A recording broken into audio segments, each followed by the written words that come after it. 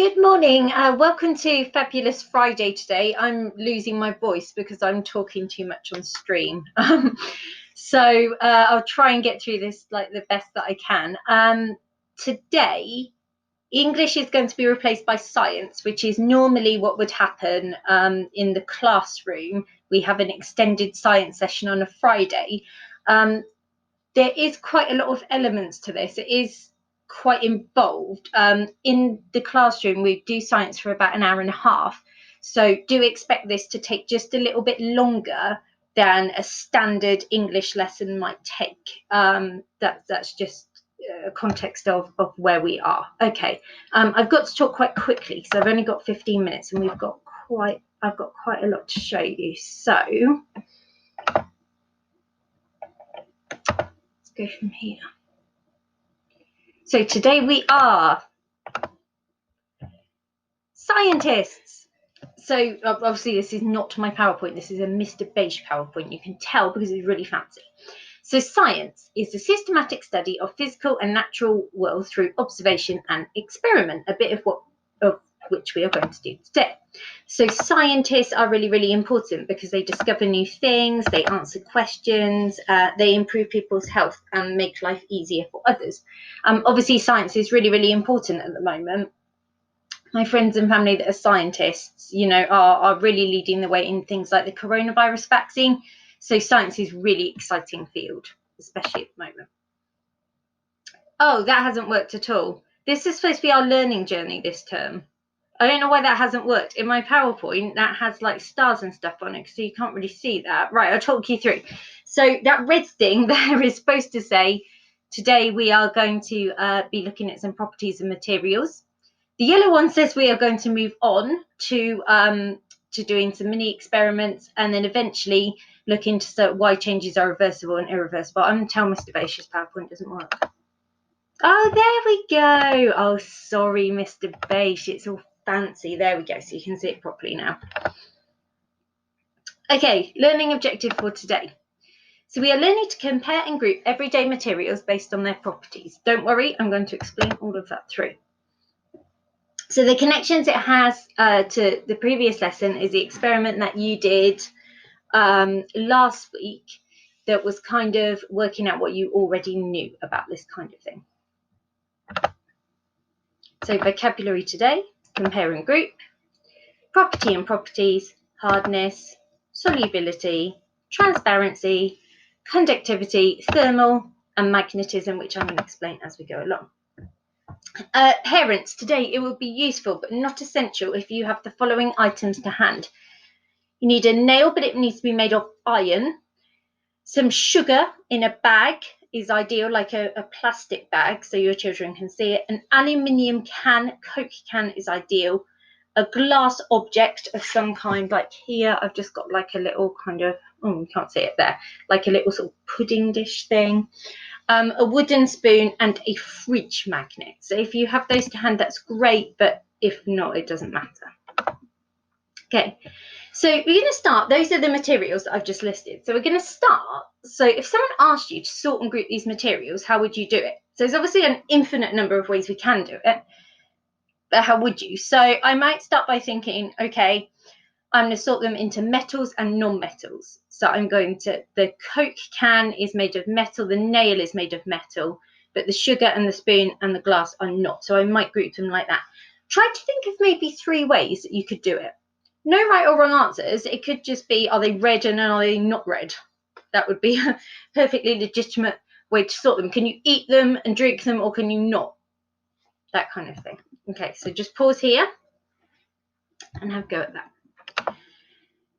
Okay, so materials can be grouped based on their properties. And this is just another word for a characteristic or what something is like. So I could say, for example, that this wooden spoon is brown. That's a characteristic of the wooden spoon. I could say that the wooden spoon is quite hard because I can tap it and it makes a noise. Like, that's all that it means. It's just a fancy way of saying that. Okay, so for today's lesson, you're going to need a table that looks a bit like this. So you can either print this or you can copy it. because we're going to be doing a kind of a series of really quick experiments that help us to categorize these things. So pause here, either copy this table or print it out if you can. Okay, so hardness just means literally how hard or soft is a material. So can we group those items into hard and softer? So I might think, okay, I haven't actually opened this because it's new. This sugar inside is like, it feels quite softish compared to the other items. Obviously, hardness is kind of like a subjective thing. The can, yep, that's quite hard. That's going to hurt if I keep doing that. Nail, very hard. I'm not going to play with this too much.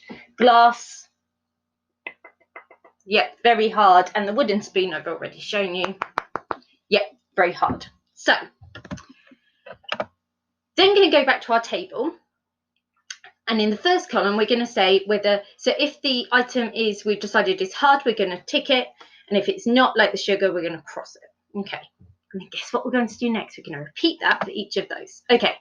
So is it soluble in water? So what you can do is get yourself a glass of water and see if each of these objects dissolve if you put them in water. But obviously we need to make this a fair test. So it wouldn't be okay if we try to dissolve the wooden spoon in like boiling hot water that had just come out of the kettle, and then try to dissolve the sugar in some water that was freezing, that had maybe come out of an ice dispenser or something. So if you are trying this at home, you need to make it fair. You need to use water that's the same temperature.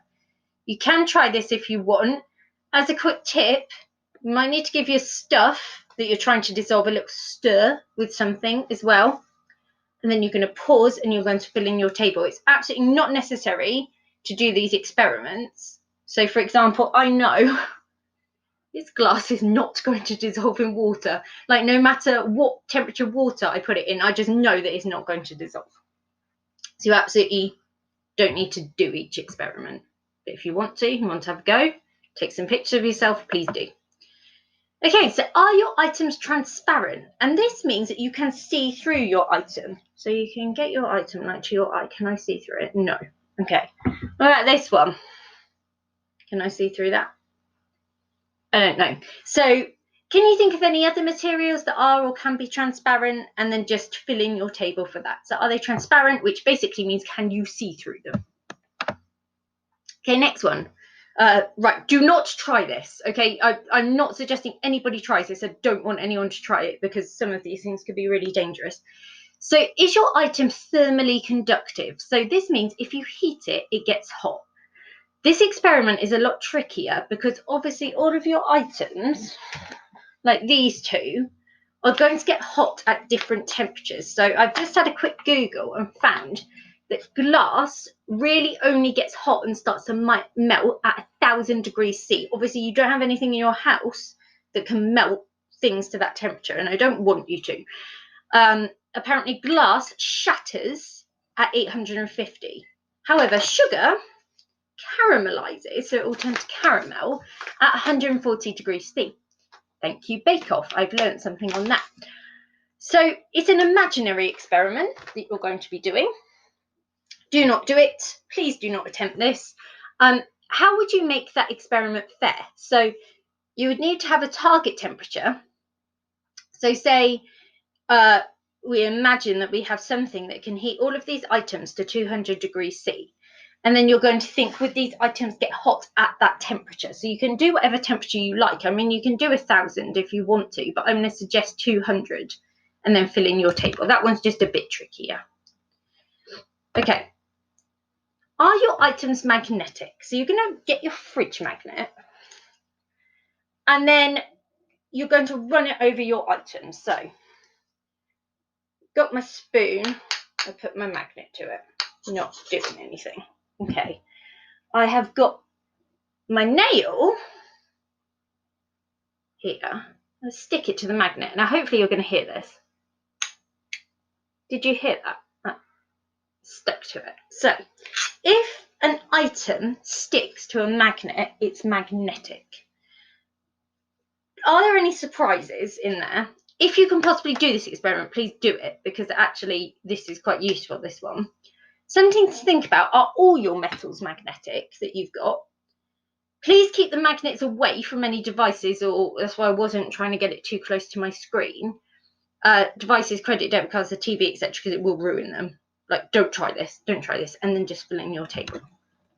Okay, your table should look something like this now. So, hide that. You should have kind of something that looks a bit like that. I imagined for my heat one that I was at 200. Okay. So now we're going to repeat our first task. So you're going to use your table to group your materials by their hardness, their solubility in water, their thermal conductivity, their magnetism, and their transparency. I hope you have had fun if you're doing your experiments, and I hope you have learnt some new words in science today. See you soon.